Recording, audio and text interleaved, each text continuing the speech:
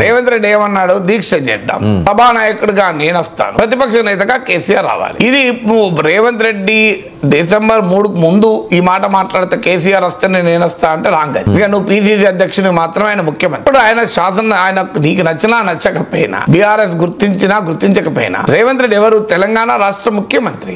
మరి ముఖ్యమంత్రి నెంబర్ 1, ప్రతిపక్ష నేత నెంబర్ 2. ఎవరెంత హైట్ ఉన్నారని లెక్కలు పెట్టుకుంటాం మన దగ్గర. హైట్లు కాదు కదా డిసైడ్ చేసేది. రాజకీయంగా ప్రజలు ఇచ్చిన తీర్పు ఏంటి? Revanth Reddy the chief minister of Telangana, leader of the opposition K Chandrashekar Rao, అంతే కదా. సో మరి లీడర్ ఆఫ్ ద అపోజిషన్ రావాలి అనడం తప్పేం లేదు కదా. అందువల్ల రేవంత్ రెడ్డి ఇచ్చిన సూచన కరెక్ట్ అది.